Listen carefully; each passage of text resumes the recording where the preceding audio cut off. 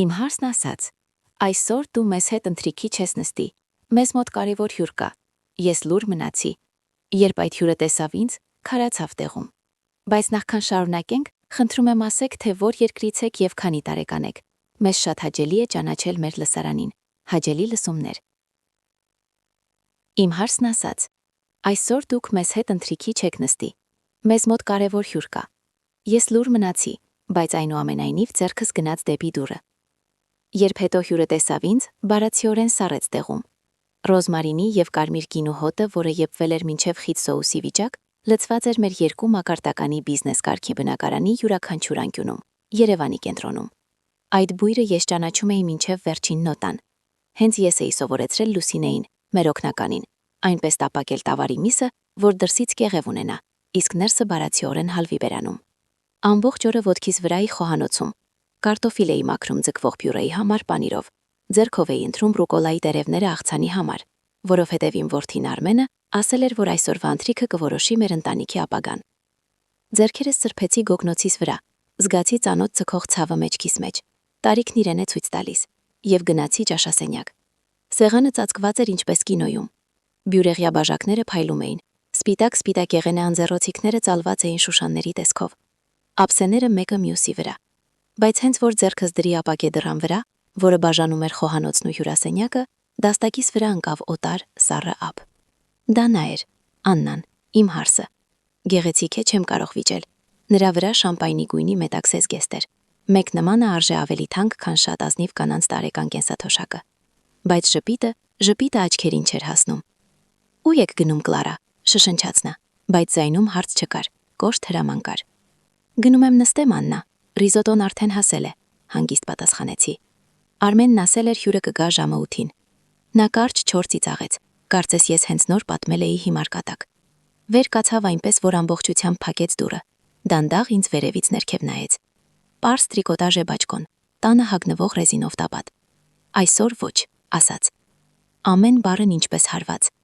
Այսօր դուք մեզ հետ ընթրիքի չեք նստի, մեզ մոտ կարևոր հյուր կա, լուրջ մակարդակի ներդրող։ Ես չեմ կարող ձեզ սեղանի շուրջ նստեցնել, որ կողքից նայեք կամ կրկին սկսեք ձեր անվերջ պատմությունները Կոմիտասի փողոցի ատելյեների մասին։ Նա քիթը կնճռոտեց և հոտ քաշեց։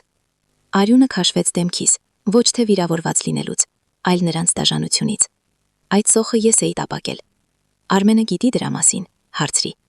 Ձայնս անսպասելիորեն ամուր հնչեց։ Արմենը համաձայն է ինձ հետ։ Նա ուզում է փրկել ընկերությունը, իսկ դրա համար մենք պետք է ամբասիր տեսք ունենանք։ Լուսինեն ձեզ ափսե կբերի սենյակ։ Խնդրում եմ մի ելեք մինչև հյուրը չգնա։ Սա ընդհանուր բարօրության համար է։ Նա շրջվեց, դուռը փակեց իմ առաջ և քաշեց վարագույրը, կտրելով ինձ հյուրասենյակի տեսարանից, կարծես թաքցնում էր հին, անպետք կահույք, որը չի համապատասխանում իրենց ժամանակակից կյանքի պատկերին։ Ես կանգնած նայում էի փակ դրանը։ Բաժակների զնգոցներն ու մյուս կողմից խլացված ձայները թվում էին այլ աշխարհի ձայներ։ Իմ աշխարհն այժմ նեղացել է միջև գրասենյակային խոհանոցը և հետևի դրան մոտ գտնվող փոքրիկ սենյակը, որը նախկին պահարանն էր հավաքարարի համար, որտեղ ինձ տեղեկողեցին 6 ամիս առաջ։ Ես լաց չէի լինում, կոկորդիս մի կտոր կուլ տվեցի, ոտնահարված ինքնագնահատականի հետ միասին։ Ես վերցրեցի խոհանոցային սրբիչ, զգուշորեն ծալեցի այն միջև միլիմետր և դրեցի այն սեղանի վրա։ Ես չվերցրեցի այն ափսեն, որը խղճահարությամբ լի աչքերով փորձեց բերել ինձ։ Չեմ ուզում ուտել, աղջիկս, ասացի ես։ Դա սուտ էր, ես ուզում էի ուտել, բայց ոչ ուտել, ես արդարություն էի ուզում։ Ես նեղ միջանցքով քայլեցի դեպի իմ սենյակը, նստեցի կոշտ մահճակալի վրա և լսեցի, թե ինչպես է պատուհանից դուրս։ Մի քանի րոպե անց հնչեց դռան զանգ, ես լսեցի հարսիս ձայնը. «Բարի գալուստ, բժիշկ, մեզ համար մեծ պատիվ է հյուրընկալել ձեզ», հետո ձայնը իմ որդուն։ Եվ հետո ես լսեցի հյուրի ձայնը, ցածր, հանգիստ, ծանրակշիռ ձայնը, որի ձայնը ես ճանաչեցի։ Ես գիտեի այդ ձայնը, ես նայում էի հայելու մեջ, արտացոլումը մի կին 68 տարեկան, մոխրագույն մազերը հավաքվում են անփույթ փնջի մեջ, աչքերի տակ ստվերներ քնի պակասից։ Հարսիս կարծում էր, որ ես ավելորդ մարդ եմ, ում հարմար է չնկատել։ Տղաս կարծում էր, որ ես անցյալ եմ, որից ժամանակն է հեռանալ, բայց նրանք մոռացան, թե ով եմ ես։ Մոռացել են, որ միջև հետևի դրան մոտ ապրող տատիկ դառնալը ես պայմանագրեր եմ կնքել տեքստիլ արդյունաբերության ամենախիստ մարդկանց հետ և երբեք գլուխս չեմ խոնարհել։ Ես վեր կացա։ Ներսում տխրությունն իր տեղը զիջեց ինչ-որ հանգիստ, բայց շատ ուժեղ էներգիայի, որը կարծես գրունկներից վեր էր բարձրացել։ Բացեցի իմ պահարանը։ Այնտեղ ամենախորը անկյունում, պաշտպանիչ թաղանթի տակ կախված էր նա, իմ թավշյա կարմիր բաճկոնը։ Դասական կտրվածք, լավ թանկարժեք փորձվածք, կոկիկ կախիչներ։ Հենց այն բանը, որով ես ժամանակին լուրջ բանակցությունների էի գնում, երբ տանտիրուհի էի։ Ես բաճկոնս գցեցի պարզ տնական սվիտերի վրա։ Մազերս բաց թողեցի, հանեցի մնացած միակ շրթներկը, փափուկ շագանակագույն երանգ։ Ես չէի պատրաստվում ճաշել իմ սենյակում։ Ես այնքան հանգիստ քայլեցի ծառայության միջանցքով, որ հատակները նույնիսկ ճռացին։ Մոտեցա ճաշասենյակ տանող դռանը։ Ձեռքս դրեց։ Ձեռքս չէր տողում։ Այն ինչ տեղի ունեցավ, երբ ես բացեցի այս դուռը, պարզապես ընթրիք չէր։ Դա նրանց գեղեցիկ ստերի ավարտի սկիզբն էր։ Նրանք դեռ չգիտեին, թե կոնկրետ ով է նստած իրենց սեղանի մոտ, եւ հաստատ չգիտեին, թե այդ մարդն ինչ տեղ է զբաղեցնում իմ կյանքում։ Բայց մինչ ես դուրս կգամ իմ ընտանիքի դատին, դու պետք է հասկանաս, թե ինչպես ես ընդհանրապես հայտնվեցի խոհանոցի այս մարանում։ Ոչ ոք առավոտյան չի արթնանում, մտածելով. դա տեղի է ունենում աստիճանաբար, ինչպես պատի խոնավությունը։ Սկզբում մի փոքրիկ կետ, որին մենք ձևացնում ենք, թե ուշադրություն չենք դարձնում։ 10 տարի առաջ ես դեռ ծառայի սենյակից պառավկին չէի, ես խանութ էի պահում, 40 դերձակուհին նստած էր մեքենաներիս հետևում։ Ես կարող էի ձայնով տարբերակել բնական մետաքսը էժան սինթետիկից, արժեր միայն մի փոքր կտրել գործվածքը։ Իմ կյանքից առավոտյան թունդ սուրճի և բամբակի նոր գլանափաթեթների հոտ էր գալիս, բայց կար մի թույլ կետ։ Իմ որդին Արմենը։ Արմենը միշտ եղել է բարի տղա, բայց գլուխը միշտ թռչում էր ամպերի մեջ։ Նա իմ կարի մեքենաներին նայում էր այնպես, կարծես դրանք հնացած, անպետք երկաթի կտորներ լինեին։ Մամ, ապագան տեխնոլոգիաներում է, ոչ ոք չի հարստանա կոճակներ կարելով, ասում էր։ Աչքերը փայլում էին, երբ նստում էր համակարգչի առաջ։ Նա երազում էր ստեղծել իր ինտերնետ ծառայությունը, սուպեր պրոյեկտ, ինչպես սիրում էր անվանել։ Ասում էր պետք է սկզբնական կապիտալ և հեղինակավոր հասցե, որպեսզի ներդրողները հավատան։ Մի կիրակի օր, երբ ճաշին մատուցել էի մեծ ձևով լազանյա, որը նա գրեթե չէր համտեսել, նա հանկարծ բացվեց։ Մամ ջան, վաճառիր ատելյեն, ասաց, աչքերը փայլելով հուզմունքից։ Վաճառիր տունը, բոլորը միասին հավաքենք, գնենք 2 մակարդականի բնակարան լավ շենքում, կենտրոնում։ Քեզ կլինի մեծ ննջասենյակ սեփական լոգարանով, տան թագուհին կլինես, կյանքիս ընթացքում ես կհոգամ քեզ համար։ Սա ներդրում է, մամ։ Ես նայեցի նրա ձեռքերին, ձեռքերը թեթևակի դողում էին լարվածությունից։ Մայրական սերը երբեմն կուրացնում է մեզ, մենք դադարում ենք հաշվարկել ռիսկերը և ինքներս դառնում ենք խենթ ներդրողներ, ուրիշի երազանքի մեջ։ Ես չտեսա արկածախնդրությունը, ես տեսա որդուս, ով կարիք ուներ ինձ, և ես արեցի դա։ Կոշտ ձեռքով ստորագրեցի փաստաթղթերը մի բում, իսկ սիրտս արյունով էր լցվում։ Վաճառեցի ատելյեն, վաճառեցի տունս, իմ հանգիստ ապաստանը։ Կյանքիս ընթացքում կուտակած ամեն ինչ, մոտ 95 միլիոն դրամ, հավաքեցի մեկ գումարի մեջ և տվեցի Արմենին։ Մինչ օրս հիշում եմ, թե ինչպես նա գրկեց ինձ, գրեթե վերցրեց հատակից։ Դու այլևս երբեք չես աշխատի, մամ, խոստացավ։ Գնեցինք բնակարանը։ Սկզբում ամեն ինչ հեքիաթի պես էր։ Իրոք ունեի մեծ ննջասենյակ, լոգարանով և պատշգամբով։ Արմենը իրեն գրասենյակ էր սարքել, թվում էր հաղթել ենք, բայց ես արեցի այն դասական սխալը, որ անում են չափից շատ սիրողները։ Ոչինչ չամրագրեցի թղթի վրա իմ անունով։ Բնակարանն ամբողջությամբ գրանցված էր Արմենի անունով։ Այդպես ավելի հեշտ է հիփոթեքով, բացատրեց նա։ Ես վստահեցի, ի վերջո ով կկասկածի սեփական որդուն, ում 9 ամիս էի գրել սրտիս տակ։ Ես չգիտեի, որ այդ բնակարանը մեր տունը չէ, այլ բեմ, եւ շատ շուտով այդ բեմ բարձրացավ նոր դերասանուհի, ով որոշեց վերաշարադրել ամբողջ սցենարը եւ ինձ դուրս նետել վարագույրներից դուրս։ Արմենը ներդրումներ էր անում ոչ միայն տեխնոլոգիաներում, այլ նաև պատկերում, հաջողակ երիտասարդ ձեռնարկատիրոջ կերպարում։ Եվ այդ պատկերում մայրը, Կոմիտասի ատելյեի տիրուհին, արդեն այդքան էլ գլամուր չէր թվում։ Եվ ահա նա հայտնվեց։ Աննան մտավ մեր կյանք այնպես, ինչպես մարդիկ սովորաբար մտնում են խոհանոց, ջուր խնդրելու, աննկատ, թեթև, բայց հետո մնում են եւ դանդաղ սկսում կահույքը տեղափոխել։ Սկզբում համեստ ժպիտներ եւ անverջ հաճոյախոսություններ իմ բորշի եւ թխվածքի մասին, բայց հենց որ նրա մատներին փայլեց նշանադրության մատանին եւ ամուսնության վկայականի թանակը դեռ չէր չորացել, վերանորոգումը սկսվեց ոչ թե պատերում, այլ իմ կյանքում։ Առաջին հարվածը եկավ աննկատ։ Կարծես թե ոչինչի մասին։ Կիրակի առավոտյան, երբ ես սուրճ էի եփում, Աննան մետաքսե խալաթով հենվեց լվացարանի եզրին եւ ասաց. «Կարծես եղանակի մասին խոսում լիներ»։ Մամ, մենք Արմենի հետ մտածում էինք, ձեզ չի թվում, որ այդ մեծ ննջասենյակը ջակուզիով մի քիչ շատ է մեկ մարդու համար։ Ինքներդ հասկանում եք, երիտասարդ ընտանիք ենք, մեզ պետք է տարածք, գաղտնիություն։ Այնտեղ հիդրոմասաժով լոգարան կա, բայց դուք էլ չեք օգտագործում, ձեզ ճնշումը թույլ չի տալիս։ Ես նայեցի Արմենին։ Նա խորասուզված էր հեղխոսի մեջ, կարծես այնտեղ հանկարծ աշխարհի վերջը սկսվեր։ Այդ պահին ամեն ինչ հասկացա։ Որոշումն արդեն կայացված էր։ Ինձ պարզապես ծանոթացնում էին փաստի հետ։ Ինձ տեղափոխեցին հյուրասենյակի կողքին գտնվող սենյակը։ Ժամանակավոր է, ասում էին, այնտեղ ավելի հարմարավետ է, ժպտում էին, բայց քառակուսի մետրերի նկատմամբ ագահությունը հիվանդություն է, որ չի բուժվում։ 6 ամիս հետո պատճառը փոխվեց։ Մենք փորձում ենք երեխա ունենալ, հայտարարեց Աննան, հարթ-փորին շոյելով։ Երեխային շատ լույս է պետք, իսկ հյուրասենյակը հենց արևոտ կողմն է նայում։ Առավոտյան արևը պարզապես անհրաժեշտ է փոքրիկի համար։ Այդ պահին ոչ մի երեխա գոյություն չուներ։ Կար միայն Աննայի ցանկությունը իրեն հսկայական զգեստապահարան սարքել իր բրենդային զգեստների եւ պայուսակների համար, բայց ով քվիճի թորան խոստման հետ։ Այդպես ինձ դանդաղ տեղահանեցին դեպի խոհանոցի կողքին գտնվող փոքրիկ սենյակը, նախկին աղախնու սենյակը, առանց նորմալ պատուհանի, որտեղ հազիվ էր տեղավորվում նեղ մահճակալն ու հին կոմոդը։ Այնտեղ խոնավ էր, զով եւ մշտապես հոտում էր կենցաղային քիմիայի։ Տանտիրուհից ես վերածվեցի այն աղբի, որ թաքցնում են, երբ գալիս է թանկարժեք հյուրը։ Բայց ֆիզիկական նեղությունը այդ սենյակում դեռ ամենացավոտը չէր։ Շատ ավելի ցավոտ էր այն, ինչ տեղի ունեցավ երեքշաբթի օրը, իմ տեղափոխությունից ընդամենը մի քանի օր անց։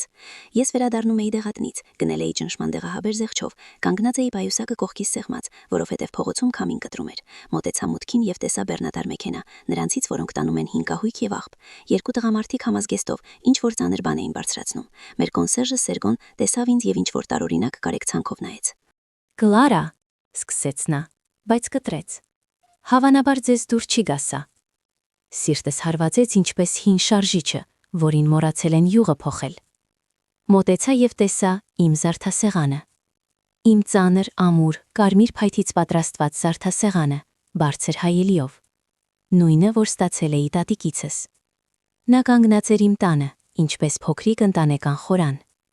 Այնտեղ էին իմ օծանելիքները, մազակալերը, լուսանկարները։ Այնտեղ ես սանվել էի հարսանիքից առաջ։ Այն հայելու մեջ ես նայել էի ինձ, երբ այրի էի դարձել։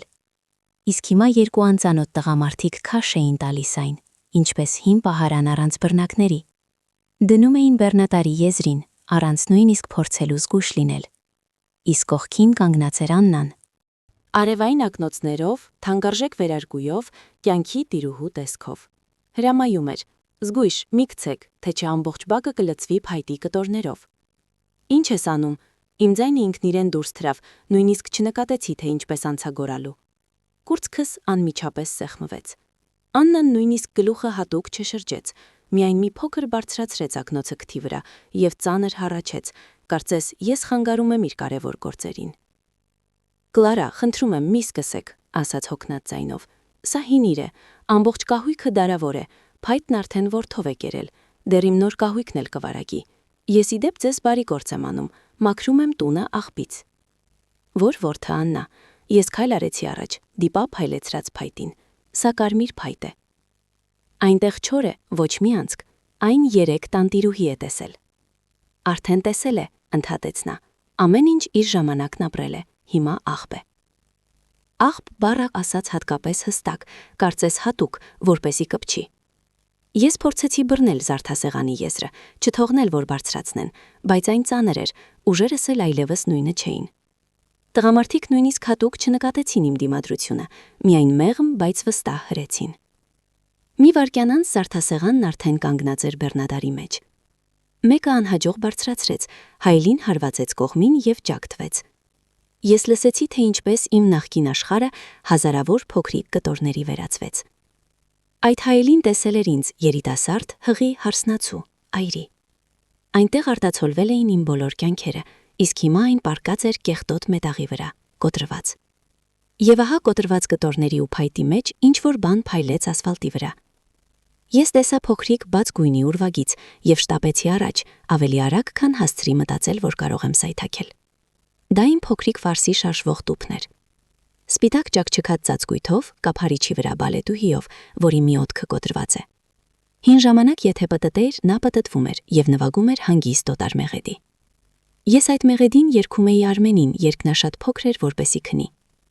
Ես բռնեցի տուփը, այնքան ամուր սեղմեցի կրծքիս, որ կարծես ֆարսը պիտի ճաքեր։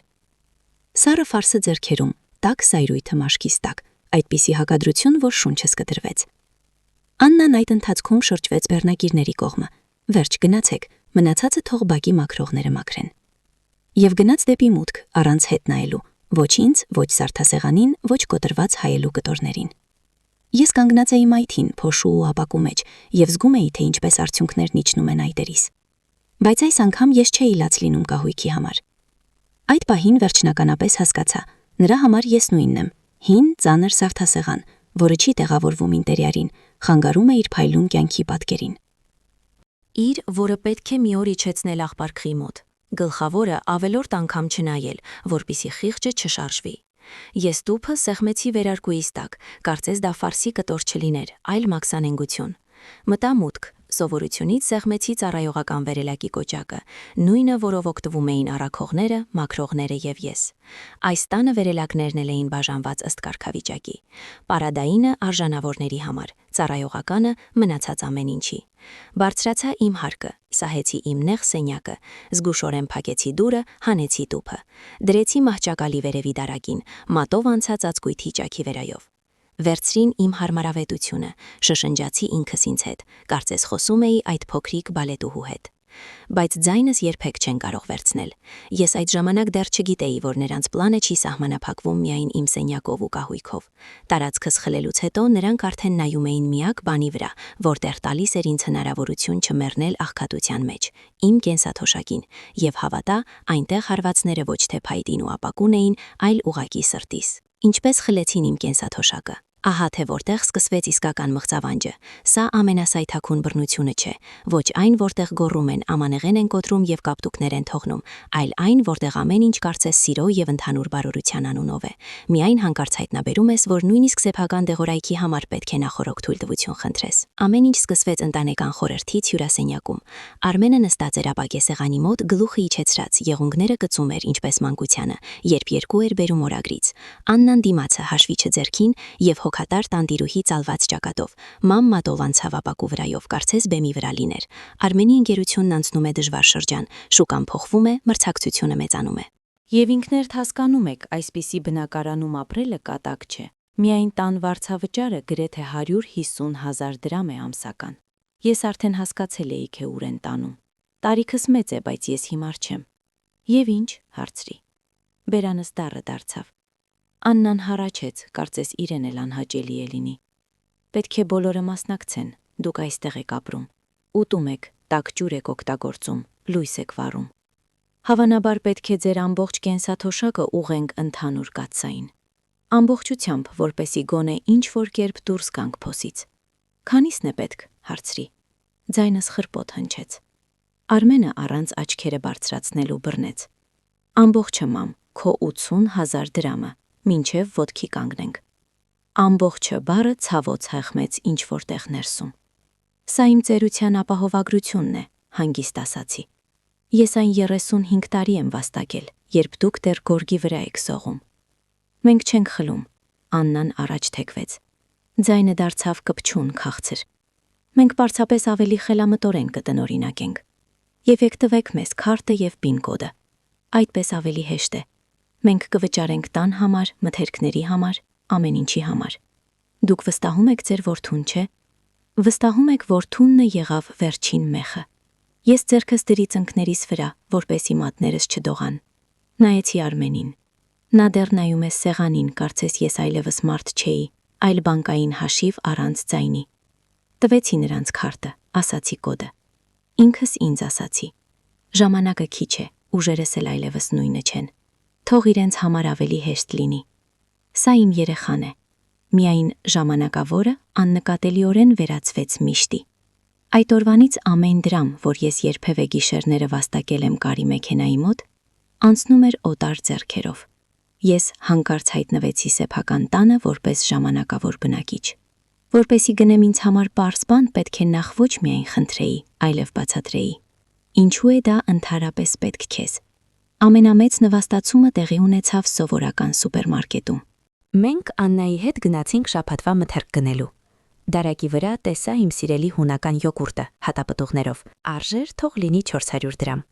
Լուր դրեցի մեկ բանկա զամբյուղի մեջ։ Տոն չէ։ Մեկ անգամ ինձ հաճոյանալու իրավունք ունեմ։ Աննան անմիջապես նկատեց, աչքերը կկոցեց։ Ինչպես տուգողը։ Սա ինչ է։ Յոգուրտ։ Սիրում եմ ես։ Նա բարձրաձայն, որպեսզի շուրջը բոլորը լսեն, հառաչեց. «Կլարա, լուրջ, մեր բյուջեն ճաքում է, ընկերությունը եզրին է, իսկ դուք յոգուրտ եք վերցնում 400 դրամով։ Եկեք վերցնենք սովորականը, զեղչով»։ Եվ ցուցադրաբար հանեց բանկան զամբյուղից, վերադարձրեց դարակին, իսկ դրա փոխարին նետեց ամենաէժան կաթնամթերքը։ Ես աչքերս իջեցրի, որպեսզի դրամարկղուհին չտեսնի, թե ինչպես ներսում ամեն ինչ շուռ է գալիս, ոչ թե յոգուրտի պատճառով, այլ նրանից, թե ինչպես են ինձ հետ խոսում։ Բայց իսկական զայրույթը ծածկեց ինձ արդեն տանը։ Մենք փաթեթները բացեցինք, ես ամեն ինչ դասավորեցի իր տեղը։ Նա գնաց վեր։ Մի որոշ ժամանակ անց Աննան իջնում է վերին մակարդակից, ուսին նոր կաշվե պայուսակ, տաք կարամելի գույնով։ Ես այդպեսի իրերը հպումով եմ ճանաչում։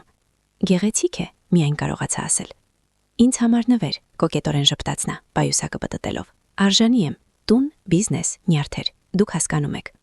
Ես շատ լավ էի հասկանում, նման նվերը արժեր առնվազն 150,000 դրամ։ Իմ դեղերի համար փող էին խնայում, իմ փոքրիկ յոգուրտի համար բյուջեն ճաքուղ է, նրա պայուսակի համար ոչ։ Հանկարծ հստակ տեսա, իմ կենսաթոշակը վճարում է ոչ թե լույսի ու ջրի համար, այն վճարում է օտար շքեղության համար։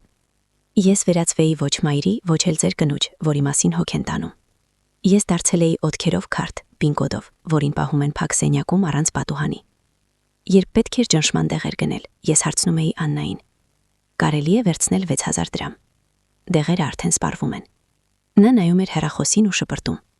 գնայեմ հաշվին ինչ կա, հետո պասեմ, գուցե սպասի հաջորդ շաբաթը։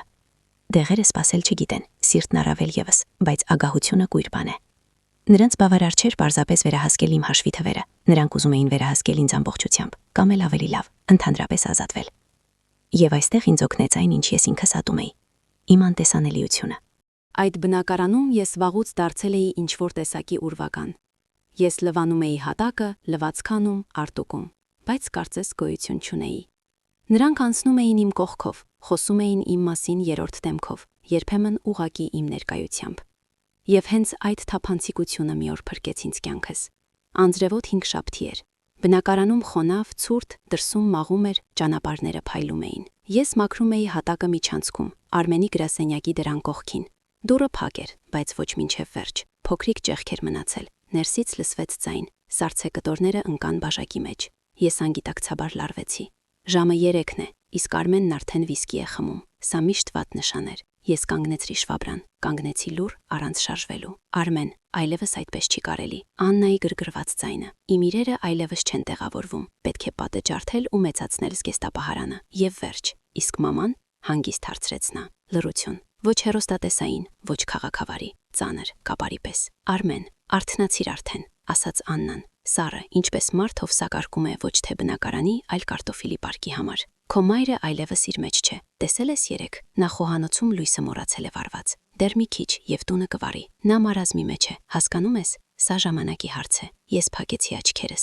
Երեք գիշերը լույսը վառել էր ինքը, երբ իջել էր ջուր խմելու։ Բայց ով է ստուգում։ Ավելի հարմար է ամեն ինչ կախել ձերուհու վրա, ով ամեն ինչ խառնում է։ Եվ ինչ ես առաջարկում։ Արմենի ձայնն էլ ավելի բարակ դարձավ։ Կա պանսիոնատ Արաբկիրի կողմերում, կտրուկ ասաց Աննան։ Սովորական ձերանոց, առանձնապես թանկ չէ, գերակրում են։ Բուժքույր կա։ Նրա կենսաթոշակով կվճարենք 40,000 դրամ ապրելու համար, եւ ամեն ամիս կմնա 40,000 ազատ։ Մեքենայի, ռեստորանների, նույն դժոխային հիփոթեքի վճարման համար։ Նա տարբերությունը չի նկատի։ Այնտեղ շուրջը նույնպիսի ծերեր կլինեն։ Նույնիսկ ավելի զվարճալի կլինի նրա համար, իսկ այստեղ նա միայն խանգարում է։ Նա տարբերությունը չի նկատի։ Այդ բարերը կարծես տանակով կենթանի մսի վրայով։ Ես դանդաղ դրեցի շվաբրան հատակին, որպեսի չթակեմ։ Արդյունքները չեկան։ Եկավ միայն սառը ցրտությունը, գլխից մինչև կրունկներ։ Իմ որդին, նույն այդ տղան, որին ես գիշերները օրորել եմ, ափից կերակրել, որի համար վաճառել եմ ամեն ինչ ունեի։ Հիմա կնոջ հետ քննարկում էր, թե որքանով է ավելի շահավետ ինձ հանձնել ձերանոց, որպեսի նրա զգեստապահարանը ավելի մեծ լինի,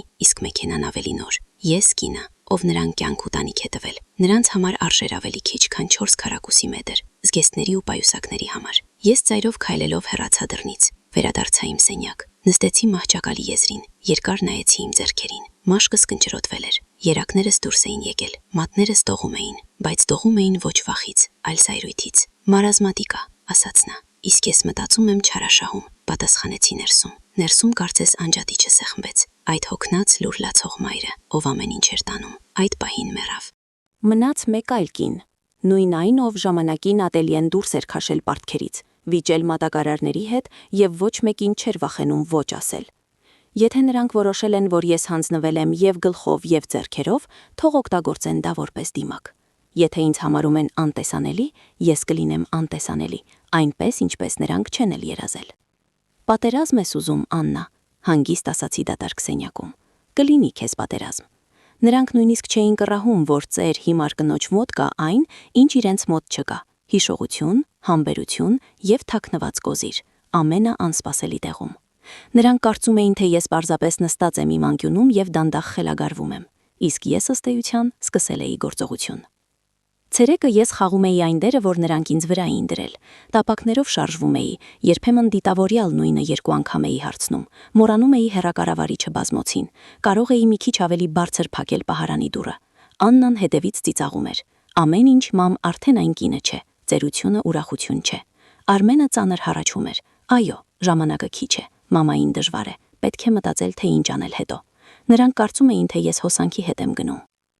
Իսկ գիշերները, երբ բնակարանը լռում էր, երբ նրանց կատարյալ ընտանեկան պատկերը ծալվում էր անկողնում փափուկ վերմակի տակ, ես փակում էի իմ անկյունի դուռը, հանում էի ներքնակի տակից հին բարձի երեսը, իսկ նրա մեջ իմ փոքրիկ գաղտնիքը, սև տետր կոշտ կազմով եւ պարզ կապույտ գրիչ, նստում էի մահճակալի եզրին, վառում էի խամրած գիշերային լամպը եւ սկսում գրել։ Ամսաթիվ, ժամ, ինչ է ասվել։ Ովքեր ասացին, որքան փող է գնացել, ինչի վրա, հունվարի 12-ը, Աննան ինձ անվանեց ծանրաբեռնվածություն, ասաց, որ ես պարզապես ուտում եմ ու տեղ եմ զբաղեցնում։ Իմ քարտից փոխանցեց 15,000 դրամ, պետք է վճարեն զարմուհու մանկապարտեզի համար, պարզվեց իրենց գործերն ավելի կարևոր են։ Հունվարի 18-ը, Արմենը գոռաց, որովհետև խնդրեցի տաք վերմակ, ասաց, դու էլ այդպես մեզ շատ թանկ ես նստում։ Նույն օրը Աննան հանեց 12,000 դրամ կայանատեղի վճարման համար, թեև տան մոտ անվճար կայանատեղի կա։ Թերթ առ թերթ, վիրավորանք առ վիրավորանք, փոխանցում առ փոխանցում։ Ես դարձել էի իմ սեփական նվաստացման հաշվապահը, եւ որքան հաստանում էր տետրը, այնքան ավելի ամուր էր դառնում իմ որոշումը։ Բայց ամենակարևոր տողը այս ամբողջ պատմության մեջ տետրում չոր։ Այն գտնվում էր այն փաստաթղթերում, որոնց մասին Արմենն ու Աննան նույնիսկ չէին հիշել։ Երբ վաճառում էի ատելյեն ու տունը, այս բնակարանում ներդրում անելու համար, ներսում ինչ-որ բան դողաց։ Անվանիր դա ինտուիցիա, վերևից ցայն կամ պարզապես այն կնոջ փորձը, ով շատ անգամ տեսել է, թե ինչպես են մարդկանց թողնում ոչինչի հետ։ Ես ամեն ինչ չվաճառեցի։ Ինձ մոտ մնացել էր փոքրիկ պահեստ Ավանի արդյունաբերական գոտում, հին փողոցում, որտեղ գազգոլդերներ կան, ցածր աղյուսե շինություն, անգեղ կեղևոտ ներկված դարպասներով, որոնք վատ էին փակվում։ Արմենը ձեռքով արեց, հետո կվաճառենք, հիմա ոչ, ժամանակ չկա։ Եվ այն գրանցված էր միայն իմ անունով։ Ես այդ պահեստը վարձակալության էի տվել փոքր ավտոսերվիսին, որը մեքենաներ էր վերանորոգում։ Նրանք կանոնավոր վճարում էին 120,000 դրամ ամսական, մեկ հին խնայողական գրքույկի վրա, դեռ հին ժամանակներից։ 10 տարի ես չէի դիպել այդ փողերին, ոչ թե մոռացել էի, այլ պահպանել էի։ Այդ ընթացքում կուտակվել էր մոտ 14 միլիոն դրամ, ոչ հարուստություն, բայց ոչ էլ դատարկ գրպան։ Ես ոչ հարուստ էի, ոչ աղքատ, ինչպես նրանք էին կարծում։ Ինձ մոտ կար մեկ կարևոր ռեսուրս՝ ազատության փող։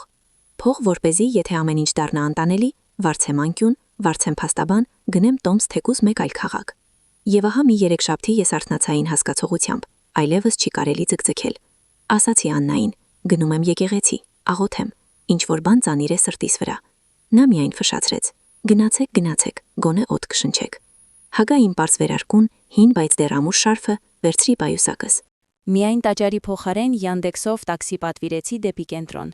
Նիկոլայի իմ հին ծանոթ փաստաբանի գրասենյակը գտնվում էր հին Երևանյան տանը, որտեղ միջանցքը հոտում էր հատակի մաստիկայով ու հին թղթով, բարձր առաստաղներ, ծանր դուռ, ճռճռացող աստիճաններ։ Նա ինձ դիմավորեց իր կաբինետում այնպես, կարծես ես ոչ թե հաճախորդուհի, այլ հեռավոր ազգականուհի լինեի։ Մոխրագույն մազեր, բեղեր։ Կլարա, վեր կացավ, ձեռքսը սեղմեց։ Քանի տարի է անցել, նստեք, պատմեք։ Ես պայուսակից հանեցի թղթապանակը բնակարանի ու վաճառված տան փաստաթղթերով եւ սև տետրը։ Ահա վերջին տարիների պատմությունը, ասացի տետրը դնելով։ Իսկ սրանք այն փաստաթղթերն են, որոնք դուք կազմել եք, երբ բնակարանը գրանցում էինք Արմենիա անունով։ Այն ժամանակ ասում էիք, որ ինչ-որ հատուկ պայմանագիր եք արել։ Ես այն ժամանակ շատ բան չէի հասկանում, հավատում էի ձեզ ու որդուս։ Իսկ հիմա ուզում եմ հասկանալ, ես ընդհանրապես որտեղ եմ հաշվում, մարդ, թե արդեն ոչ ոք։ Նա դրեց ակնոցները, ուշադիր թերթեց պայմանագիրը, որ ինքն էր կազմել։ Հետո նայեց ինձ ապակիների վրայից եւ ժպտաց իր ձևով, հոգնած, բայց կայծով։ «Կլարա, դուք իսկապես զարմացնում եք»։ Նա մատով թաքեց թղթերի վրա։ «Դուք կարծում էիք, որ պարզապես այդպես նվիրեցիք ամեն ինչ, իսկ չէ։ Բնակարանը նրա վրա է։ Նրա վրա է, բայց ոչ պարզապես։ Մենք այն ժամանակ ձեզ հետ կազմել էինք ոչ վաճառք, ոչ էլ մերկ նվիրատվություն։ Ահա նվիրատվության պայմանագիր։ Կյանքի ընթացքում բնակվելու եւ նվիրատին պահելու իրավունքով։ Դուք նվիրատը, Արմենն Օշտյալը։ Եվ գլխավորը, այստեղ առանձին կետ կա, ձեզ արժանապատիվ կյանքի պայմաններ ապահովելու պարտավորության մասին։ Ես նայեցի այդ տողին, թեև աչքերս վատ էին տեսնում մանր տառերը։ Եվ դա ինչ է տալիս, հարցրի։ Դա ձեզ տալիս է ավելի շատ իշխանություն, քան կարծում եք։ Նիկոլայը հանեց ակնոցները, ուղիղ նայեց։ Մեր օրենսդրությունում կա այդպիսի հասկացություն, անշնորհակալ Օշտյալ։ Եթե այն մարդը, ում դուք նվիրել եք գույքը, ձեզ ծեծում է, վիրավորում, դուրս է շպրտում, զրկում է պարտադիր պահպանությունից, նվիրատվությունը կարող է չեղարկվել։ Բնակարանը կարող է վերադառնալ ձեզ դատարանի միջոցով։ Ինձ թվաց, թե նորից եմ լսում այդ կոտրվող հայելու ձայնը։ Միայն այս անգամ ճաքը գնում էր ոչ թե իմ ներսում, այլ նրանց գեղեցիկ պատկերով։ Բայց ինձ մոտ ապացույցներ չկան, ավտոմատ ասացի։ Նրանք ինձ չեն ծեծում։ Նա գլխով ցույց տվեց տետրին։ Նա բացեց այն եւ սկսեց կարդալ։ Կարդում էր երկար, լուր, թերթում էր էջերը, երբեմն էր անում։ Ահա սա նշեց գրիչով։ Չեն տալիս դեղերի փող, չեն կերակրում ընդհանուր սեղանի շուրջ, սպառնում են ծերանոցով, վերցնում են ամբողջ կենսաթոշակը, առանց համաձայնության դեն են նետում իրերը։ Ամեն ինչ համակարգված նվաստացում է եւ պահպանությունից զրկում։ Գումարած փոխանցումները ձեր քարտից։ Սա արդեն քրեական պատմություն է, տարեց մարդու միջոցների յուրացում։ Նա փակեց տետրը եւ զգուշորեն դրեց իմ առջև։ Եթե որոշեք, հանգիստ ասաց, մենք կներկայացնենք հայց։ Այսպիսի դեպքում դատարանը կարող է եւ բնակարանը վերադարձնել եւ ստիպել նրանց փոխհատուցել վնասը։ Իրավական հիմքեր կան։ Ձեր որդին ինչ մոտիվներով էլ ծածկվի, վարվում է դասական անշնորհակալ Օշտյալի պես։ Ես լուր էի, լսում էի միայն, թե ինչպես է նրա հետևում ժամացույցը տկտկում։ Ես չեմ ուզում նրան բանտ նետել, վերջապես արտաշնչեցի։ Սա իմ երեխան է։ Ոչ ոք ոչ մեկին բանտ չի նետում, ժպտաց նա։ Բայց հիշեցնել, որ մայրը ոչ դրամապանակ է, ոչ էլ պահարան, որ կարելի է դեն նետել, շատ էլ կարելի է։ Անհրաժեշտության դեպքում կոշտ։ Նա ինձ տվեց իր այցեքարտը, մեկ անգամ եւս թվարկեց, թե ինչ փաստաթղթեր պետք է հավաքեմ։ Հաշվի քաղվածքներ, նամակագրություն, եթե կա, գուցե Լուսինեի եւ կոնսերժի ցուցմունքներ։ Ես դուրս եկա նրա մոտից եւ առաջին անգամ երկար ժամանակ զգացի, որ արևը իսկապես տաքացնում է դեմքս։ Մինչ այդ քաղաքով քայլում էի ինչպես թունելով, իսկ հիմա կարծես վերևից մեկը բացել էր ծուղակը։ Ես այլևս օտար չէի բնակարանի անկյունում մղված ծերուհին։ Ես նորից դարձել էի իմ կյանքի տիրուհին։ Միայն հիմա իմ ատելյեն ոչ թե կարի սրահներ, այլ ամբողջ մի պատմություն, որը ես պատրաստվում էի շրջել այնպես, ինչպես հին վերարկու են շրջում։ Տուն վերադառնալով տեսա ծանոթ պատկեր։ Աննան կանգնած էր դռան մոտ եւ գոռում էր կուրիերի վրա, ով բերել էր ծաղիկներ ոչ ճիշտ երանգով։ Ես խնդրել էի փափուկ վարդագույն, սա ինչ է, էժան մանուշակագույն։ Ընդհանրապես տեսնում եք տարբերությունը, գոռում էր, կարծես աշխարհը փլուզվելու էր օտար ծաղկեփունջից։ Ես անցա կողքով լուր, աննկատ, մտա իմ սենյակ, հանեցի Նիկոլայի այցեքարտը, դրեցի սև տետրի մեջ։ Ամեն ինչ փաթաթեցի հին տրիկոտաժե գուլպայի մեջ եւ թաքցրի պահարանի ամենահեռավոր անկյունում, սավանների տակ։ Հետո նորից հագա դիմակս, նորից սկսեցի շարժվել տապակներով, մոռանալ թե որտեղ եմ դրել ակնոցներս եւ շփոթել շաբաթվա օրերը։ Թող մտածեն, որ մաման արդեն ամբողջովին սահել է։ Միայն հիմա ես թույլ ու կորած չէի։ Ես մարդ էի, պլանով, անսպասելի դեպքերի համար փողով եւ փաստաբանով, ով գիտի ճիշտ օգտագործել նվիրատվության չեղարկում եւ անշնորհակալություն բառերը։ Այդ ընթացքում բնակարանում կյանքը եռում էր։ Արմենի ընկերության պարտքերը աճում էին ինչպես ծնագունդ։ Հեռախոսը անընդհատ զանգում էր։ Նա նյարդայնանում էր, վիսկին սկսում էր խմել երեկոյից շուտ։ Աննան վազում էր հաշվիչով ու տետրով ստուգում վճարումները։